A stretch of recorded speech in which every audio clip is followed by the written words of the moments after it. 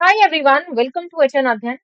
आज मैं बात करने वाली हूँ हरियाणा पब्लिक कमीशन एग्जाम की, जो कि आप सभी को पता है एचपीएससी असिस्टेंट प्रोफेसर एग्जाम जो होने वाला है, जो कंडक्ट होने वाला है। मोस्ट प्रोबेबली जो एग्जाम है वो कहा जा रहा है कि मार्च के बाद ही होने वाला है। लेट्स से कि कब तक डेट्स आती हैं उसके बारे में अभी हम इन सब चीजों को थोड़ा सा साइड कॉर्नर कर देते हैं। आज मैं आप सभी को बताने वाली हूँ Haryana public service commission Panchkula के तरफ से एक हमारी एप्लीकेशन आई है असिस्टेंट प्रोफेसर एग्जाम से रिलेटेड। आप सभी ने उसके बारे में तो जाना ही होगा, जिसमें ये एडवर्टीजमेंट आया है बेसिकली कि एग्जाम कैसे कंडक्ट होगा, कितने वैकेंसीज होंगी, राइट। तो ये बहुत पहले ही आ गया था, 2024 अगस्त में इसको पब्लिकेशन में लेकर आए थे। एंड अभी मैं बात करने वाली हूँ बेसिकली जो आपका फॉर्म है और वैकेंसीज के बारे में बेसिकली बात करने वाली हूँ। यहाँ पे आप सभी देख सकते हैं कॉमर्स की जो वैकेंसीज है, कॉमर्स की जो टोटल वैकेंसीज है वो 153 है। ठीक है जी। तो 153 टोटल वैकेंसीज है। जनरल के लिए 94 है, एससी के लिए 70 है, बैकवर्ड्स के लिए अगर मैं बोलूँ बीसीए एंड बीसीबी का 23 एंड 7 है, एंड ईडब्ल्यूएस के लिए 12 वैकेंसीज है। तो this number is very high, मैंने ऑलरेडी आप सभी को बताया था। तो अभी हम बात करने वाले हैं कि इसका क्या क्राइटेरिया रहने वाला है, किस तरीके से एग्जाम होने वाला है, उस सब के बारे में। ठीक है जी। तो चलिए स्टार्ट करते हैं। सबसे पहले यहाँ पे स्क्रीनिंग टेस्ट के बारे में। स्क्रीनिंग की बात करते हैं तो भैया स्क्रीनिंग टेस्ट तो आप सभी का होगा, क्योंकि अगर मैं यहाँ पे इस पर्टिकुलर स्लाइड को देखूं, ठीक है, इसमें ऑलरेडी नोटिफाई किया गया है कि कॉमर्स में स्किल टेस्ट नहीं होगा लेकिन स्क्रीनिंग टेस्ट होगा, सब्जेक्ट टेस्ट होगा। ठीक है जी। तो उसके हिसाब से अगर हम यहाँ पर देखें, स्क्रीनिंग टेस्ट में टोटल जो एमसीक्यूज रहेंगे वो 100 क्वेश्चन रहने वाले हैं। तो टाइम एग्जाम का रहने वाला है वो 2 घंटे रहने वाला है, और टोटल मार्क्स जो रहेंगे वो 100 रहने वाले हैं। टोटल मार्क्स, ठीक है, मतलब एक क्वेश्चन एक नंबर का हो गया।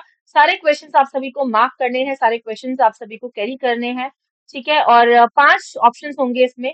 ठीक है, तो ये सब बताया गया है कि भैया 5 ऑप्शंस होंगे, और अगर इन केस अगर आप गलत मार्क करते हैं कोई भी आंसर के लिए तो 1/4 मार्किंग डिडक्ट हो जाएगी, मतलब 1/4 आपको यहाँ पे डिडक्ट कर दिया जाएगा मार्क्स, मतलब 0.25। ठीक है।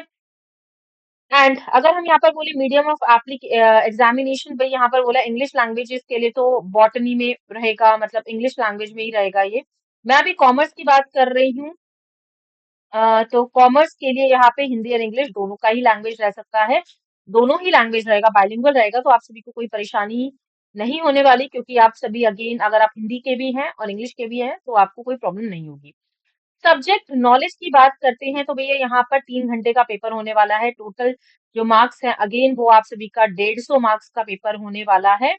ठीक है, इंग्लिश अगेन मैं यहाँ पे बाइलिंगुअल कहूंगी, जो कॉमर्स सब्जेक्ट है वो बाइलिंगुअल ही रहने वाला है। ठीक है जी।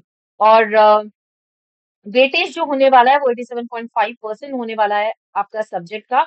ये उन्होंने बता दिया है, ऑलरेडी नोटिफाई कर दिया है। इंटरव्यू की बात अगर हम लास्ट में इंटरव्यू की बात करते हैं तो इंटरव्यू का जो वेटेज रहेगा वो 12.5% का रहेगा। ठीक है, उसका फाइनल एक मेरिट निकलेगी जिसमें आप सभी का सिलेक्शन के बारे में बताया जाएगा कि भैया किसका सिलेक्शन हुआ किसका नहीं हुआ, वो सारी चीजें। अभी हम इस सब चीजों को भी साइड कॉर्नर कर देते हैं। अब हम बात करते हैं यहाँ पे सिलेबस की। ठीक है, सबसे इम्पोर्टेंटली आप सभी को ये जानना जरूरी है कि सिलेबस क्या होने वाला है कॉमर्स का। ठीक है, जैसे कि आप सभी यहाँ पर देख रहे हैं syllabus for the post of assistant professor college grade का।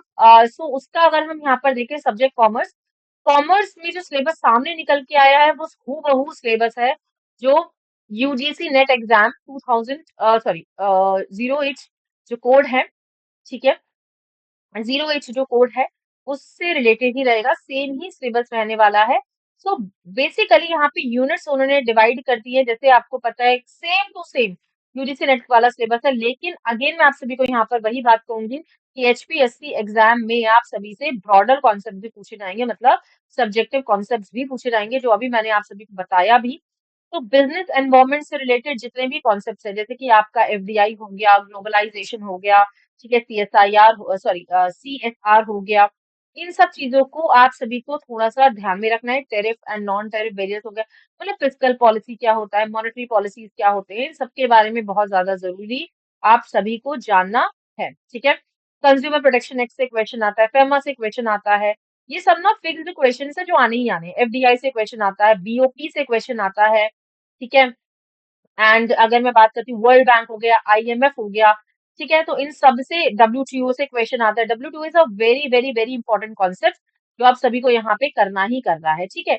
यूनिट नंबर 2 की बात करते हैं, अकाउंटिंग एंड ऑडिटिंग से क्वेश्चंस अगर हम यहाँ पर देखें तो आपको पार्टनरशिप अकाउंट क्रिएट करना आना चाहिए, किस तरीके से एडमिशन होता है, ठीक है, डेथ के टाइम पे क्या होता है, रिटायरमेंट के टाइम पे क्या होता है, राइट, फाइनेंशियल स्टेटमेंट एनालिसिस आना चाहिए आपको, साथ ही साथ ह्यूमन रिसोर्स अकाउंटिंग के बारे में आपको पता होना चाहिए, राइट, सारे स्टैंडर्ड्स इंडियन अकाउंटिंग स्टैंडर्ड्स होते हैं उसके बारे में पता होना चाहिए, मैनेजमेंट का ऑडिटिंग हो गया, एनवायरमेंट ऑडिटिंग हो गया, इन सब के बारे में फुल फ्लेज यहाँ पे फिनेंशियल नॉलेज आपको होनी चाहिए।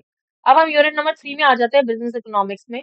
बिजनेस इकोनॉमिक्स की बात करते हैं तो बिजनेस इकोनॉमिक्स का कॉन्सेप्ट ऑब्वियसली आपको कॉन्सेप्ट तो पता ही होना चाहिए, ठीक है। Indifference curve very very important, indifference curve हम 12th में भी पढ़ते आए हैं, सेम वही चीज है लेकिन इसको थोड़ा ब्रॉडर कॉन्सेप्ट में आपको समझना पड़ेगा, ठीक है। इलास्टिसिटी ऑफ डिमांड हो गया, ठीक है, law of return to scale हो गया, इन सब के बारे में आप सभी को फुल फ्लेश पढ़ना पड़ेगा। प्राइसिंग स्ट्रैटेजीज को बहुत अच्छे से कर लेना, प्राइसिंग स्ट्रैटेजीज से बहुत क्वेश्चंस आते हैं, लाइक प्राइसिंग स्कीमिंग क्या होता है, पेनिट्रेशन क्या होता है, लोड प्राइसिंग क्या होता है, इन सबके बारे में आप सभी को पता होना बहुत ज्यादा जरूरी है।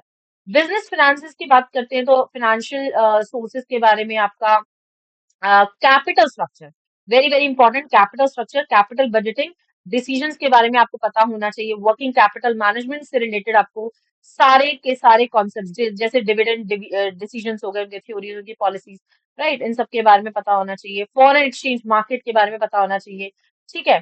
तो भाई ये सब आपके लिए बहुत बहुत बहुत महत्वपूर्ण है, बहुत ब्रॉडर कॉन्सेप्ट है इनके, ये ध्यान दीजिएगा, आपका सिलेबस बहुत ज्यादा ब्रॉडर है। तो अभी से आप तैयारी करेंगे तब जाके आपका एग्जाम क्रैक होगा, क्योंकि यहाँ पे अगेन मैं वही बोलूंगी, सब्जेक्टिव के साथ साथ ऑब्जेक्टिव के साथ साथ सब्जेक्टिव कॉन्सेप्ट्स भी आपसे पूछे जाएंगे, ठीक है। चार्ट्स को बहुत अच्छे से कर लेना, स्क्यूनेस हो गया, सेंट्रल टेंडेंसी हो गया, मीन मीडियन मोड, इन सब के बारे में आपको पता होना चाहिए। प्रोबेबिलिटी के क्या क्या अप्रोचेस होते हैं, रिसर्च, रिसर्च के बारे में तो चलो आपने रिसर्च के बारे में तो पढ़ा ही होगा, अनोवा क्या है, ई टेस्ट क्या है, टी टेस्ट क्या है, कहाँ पे कौन सा टेस्ट यूज होता है, मैन बिटवी टेस्ट क्या होता है, ठीक है, उसका क्या फॉर्मूला होता है, सब कुछ आपको पता होना बहुत ज्यादा इंपॉर्टेंट है। यूनिट नंबर 6 की बात करते हैं, business management and human resource management की। ये तो पूरा थ्योरेटिकल कॉन्सेप्ट है, जैसे कि ऑर्गेनाइजेशन स्ट्रक्चर क्या होता है, मोटिवेशन के थ्योरीज क्या होती हैं, लीडरशिप थ्योरीज क्या होती हैं, ठीक है। कॉम्पनसेशन मैनेजमेंट, एचआरएम को बहुत अच्छे से पढ़ लेना, ट्रेनिंग, आपका सक्सेशन प्लानिंग क्या होता है, रिक्रूटमेंट हो गया, सिलेक्शन में क्या क्या होता है, ठीक है, इंडक्शन में क्या क्या ट्रेनिंग होती है, भाई इसके पूरे प्रोसीजर को आपको समझना बहुत ज्यादा जरूरी है। ऑर्गेनाइजेशन कल्चर हो गया, पर्सनालिटी हो गया, परसेप्शन हो गया, एटीट्यूड हो गया, ठीक है, ये सब आपको पता होना बहुत ज्यादा जरूरी है। इसके अंदर बहुत बहुत बहुत ज्यादा ब्रॉडर कॉन्सेप्ट है, अगेन मैं आपको यही बोलूंगी। बैंकिंग एंड फाइनेंशियल इंस्टीट्यूशंस में आपको सारे बैंक्स के बारे में पता होना चाहिए, कमर्शियल बैंक्स क्या होते हैं, रीजनल रूरल बैंक्स क्या होते हैं, फॉरेन बैंक्स क्या होते हैं, है ना, इन सब के बारे में पता होना चाहिए। रिजर्व बैंक ऑफ इंडिया सबका फादर, सारे बैंक्स का father reserve bank of India, इसके बारे में तो आपको सभी को पता होना ही चाहिए। एंड फाइनेंशियल इंस्टीट्यूशंस में अगेन मैं आपको बोलूंगी, एनबीएफसी हो गया, नॉन बैंकिंग फाइनेंशियल कंपनीज कौन कौन सी होती हैं, है ना, इन सब के बारे में आप सभी को पता होना चाहिए। टाइप्स ऑफ इंश्योरेंस से रिलेटेड भी कॉन्सेप्ट आपसे पूछे जा सकते हैं, कि life insurance, non life insurance में क्या होता है, उन सबसे रिलेटेड कॉन्सेप्ट, ठीक है। मार्केटिंग मैनेजमेंट में अगेन मैं आप सभी से बोलूंगी, मार्केटिंग के क्या क्या स्ट्रैटेजीज हैं, क्या मार्केट सेगमेंटेशन है, टारगेटिंग है, पोजिशनिंग है, इन तीनों में ना हमेशा डिफरेंस पूछा जाता है, सेगमेंटेशन, टारगेटिंग एंड पोजिशनिंग, इन तीनों का बेसिक डिफरेंस क्या है, product decision, product life cycle, ठीक है, इन सबको बहुत अच्छे से कर लेना। एंड साथ साथ प्रमोशंस, डिस्ट्रीब्यूशन से भी क्वेश्चन आता है, कंज्यूमर बिहेवियर से भी क्वेश्चन देखने को मिलता है, तो ये सब बहुत इंपॉर्टेंट है। ग्रीन मार्केटिंग क्या होता है, ऑनलाइन मार्केटिंग क्या होता है, इनसे भी डिफरेंस आ जाता है, ठीक है। टाइप्स ऑफ मार्केटिंग बहुत अच्छे से पढ़ लेना क्योंकि इंपॉर्टेंट है। लीगल एस्पेक्ट्स की बात करते हैं तो भैया कॉन्ट्रैक्ट एक्ट आपको पता होना चाहिए बहुत अच्छे से, ठीक है, सेल्स ऑफ गुड्स एक्ट पता होना चाहिए बहुत अच्छे से, नेगोशिएशन नेगोशिएबल इंस्ट्रूमेंटल एक्ट 1881 के बारे में पता होना चाहिए, कंपनीज एक्ट बहुत इंपॉर्टेंट है, ठीक है, सारे एक्ट आपको पढ़ना है। आईटी एक्ट बहुत इंपॉर्टेंट है, इसको बहुत अच्छे से कर लेना।